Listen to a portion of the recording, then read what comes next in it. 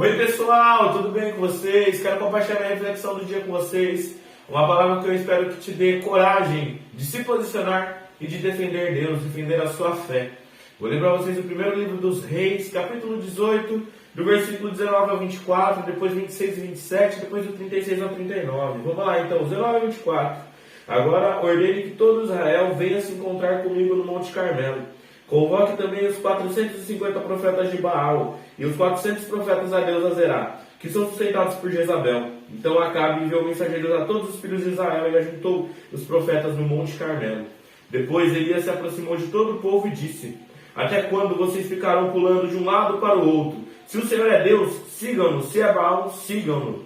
Porém, o povo não disse uma só palavra. Então Elias disse ao povo: Eu sou o único que restou dos profetas do Senhor. E os profetas de Baal são 450 homens. Tragam agora 2 novilhos. Eles que escolham para si um dos novilhos e, cortando-o em pedaços, o ponham sobre a lenha. Porém, não ponham fogo. Eu prepararei o outro novilho e o porei à lenha, mas não porei fogo. Então eles invocarão o nome do seu Deus, e eu invocarei o nome do Senhor. E há de ser que o Deus que responder com fogo, esse que é Deus. E todo o povo respondeu: É uma boa proposta. Depois 26 ao 29, pegaram o novilho que lhes foi trazido, prepararam-no e invocaram o nome de Baal, desde a manhã até o meio-dia, dizendo: Ó Baal, responde-nos! Porém não se ouviu nenhuma voz, e não houve quem respondesse. E ficaram pulando ao redor do altar que tinham feito. Ao meio-dia, Elias começou a zombar deles, dizendo: Gritem mais alto, porque ele é Deus. Pode ser que esteja meditando, atendendo às necessidades ou viajando. Talvez esteja dormindo e necessite que o acordem. Depois do 36 ao 39, quando chegou a hora do sacrifício da tarde, o profeta Elias se aproximou do altar e disse: Ó Senhor, Deus de Abraão, Deus de Isaac e de Israel, que hoje se fique sabendo que tu és Deus em Israel e que eu sou o teu servo e que segundo a tua palavra fiz todas essas coisas.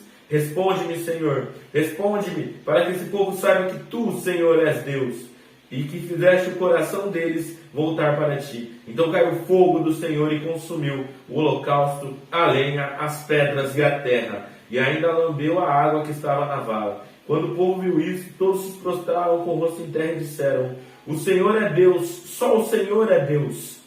Irmão, essa passagem aqui ela é muito forte, ela é muito sensacional. A gente vê aqui Elias contra os 450 profetas de Baal. E naquele tempo Israel estava perdida em idolatria, eles tinham se afastado de Deus. Foi um reinado bem sombrio de Acabe com Jezabel.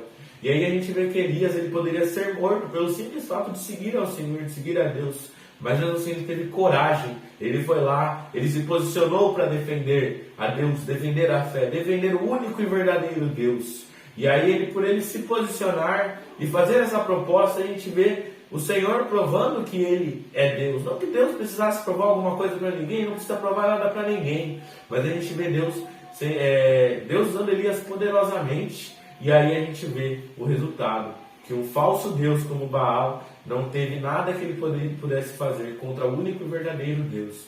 Irmão, essa passagem é muito importante. Ensina eu a você a nos posicionarmos.